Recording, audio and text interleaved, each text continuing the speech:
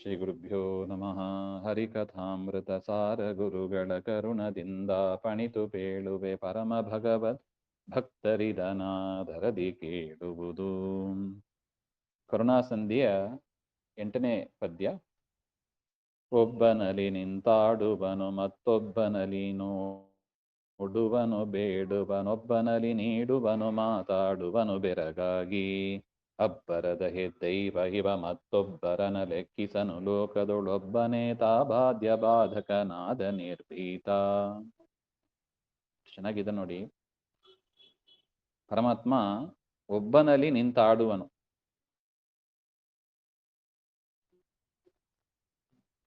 ಅಂದ್ರೆ ಯಾರು ಏನೇ ಕ್ರಿಯೆಗಳನ್ನ ಮಾಡಿದರೂ ಕೂಡ ಅದು ಪರಮಾತ್ಮನೇ ಮಾಡ್ತಾನೆ ಹಾಗೆ ಅಂತ. ಒಬ್ಬ ನರ್ತನ ಮಾಡ್ತಾ ಇದ್ರೆ ಅವನ ಒಳಗಿದ್ದು ನರ್ತನ ಮಾಡುವವ ಪರಮಾತ್ಮ, ಅದನ್ನ ನೋಡುವವ ಒಬ್ಬ. ಒಬ್ಬನಲ್ಲಿ ನಿಂತಾಡುವನು ಮತ್ತೊಬ್ಬನಲ್ಲಿ ನೋಡುವನು. ಇನ್ನೊಬ್ಬ ನರ್ತನ ಮಾಡುವುದನ್ನ ನೋಡಿದ್ರೆ ಆ ನೋಡುವ ಕ್ರಿಯೆಯನ್ನ ಮಾಡುವವ ಪರಮಾತ್ಮ ಅಂತ ಹೇಳ್ತಾನೆ. ಒಬ್ಬನಲ್ಲಿ ಬೇಡುವನು, ನನಗಿದು ಬೇಕು ಹಾಗೆ ಅಂತ ಒಬ್ಬನಲ್ಲಿ ಇದು ಬೇಡ್ತಾನೆ, ಆ ಬೇಡುವುದು ಪರಮಾತ್ಮನೇ.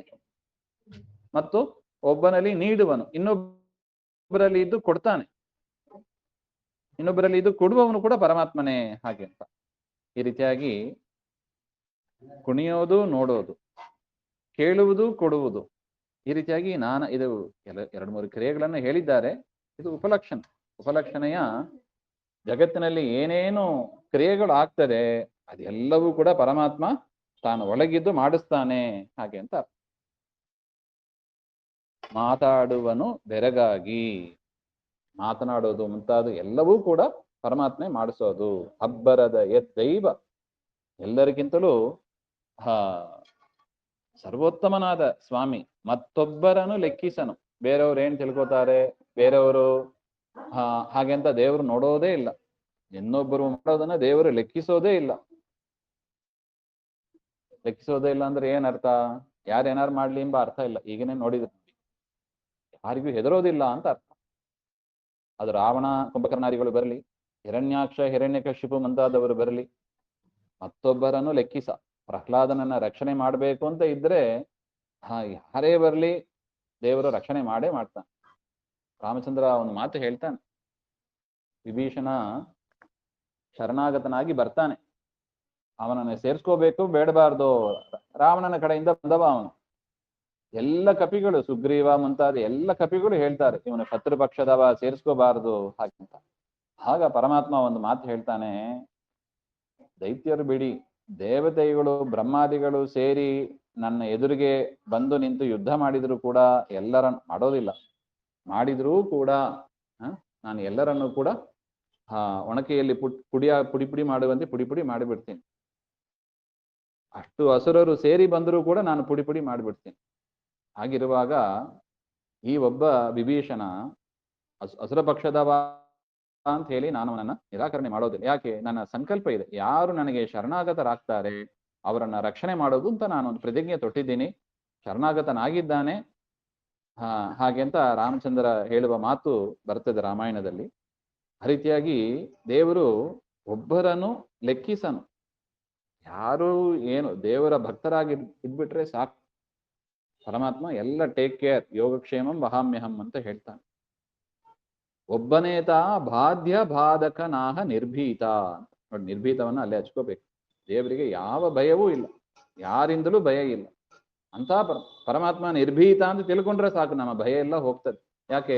ಅಂತಹ ಪರಮಾತ್ಮ ಬಿಂಬನಾಗಿ ಒಳಗಿದ್ದಾನೆ, ಅಂತಹ ಪರಮಾತ್ಮನ ದಾಸರಾಗಿ ನಾವಿದ್ದೀವಿ ಅಂತ ಆದಮೇಲೆ ದಾಸರು ಕೇಳ್ತಾರ ನೋಡಿ, ಎಲ್ಲಿ ಭಯವು ಹರಿಯ ಭಕುತರಿಗೆ ಹಾಗೆ. ಪರಮಾತ್ಮನ ಭಕ್ತರು ಅಂತ ಆದ ಮೇಲೆ ಭಯ ಹೇಗೆ ಬರೋದು? ನೋಡಿ, ಈಗ ನಾವು ಇದು ನೋಡಿದೀವಿ ಭಗವದ್ಗೀತೆಯಲ್ಲಿ, ಜ್ಞಾನಿಗಳು ದುಃಖ ಪಡೋದಿಲ್ಲ ಹಾಗೆ ಅಂತ, ಜ್ಞಾನಿಗಳು ಭಯ ಪಡೋದಿಲ್ಲ ಅಂತ ಇಲ್ಲಿ ಹೇಳ್ತಾ ಇದ್ದಾರೆ.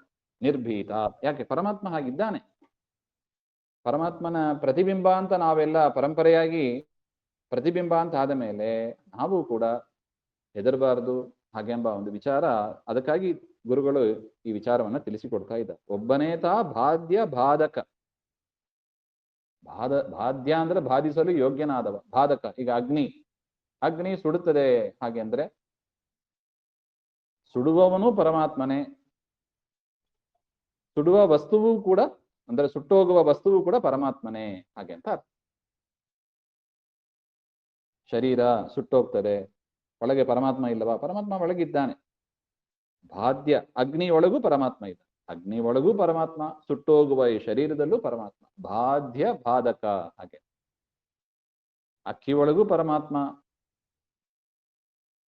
ಅಗ್ನಿ ಒಳಗೂ ಪರಮಾತ್ಮ, ಅನ್ನದೊಳಗೂ ಪರಮಾತ್ಮ ಹಾಗೆ. ಬಾಧ್ಯ ಬಾಧಕ, ಬಾಧಕ ಅಂದ್ರೆ ಅದೇ ತೊಂದರೆ ಮಾಡೋದು, ಇಲ್ಲದಂತೆ ಮಾಡುವುದು ಅಂತ ಅರ್ಥ.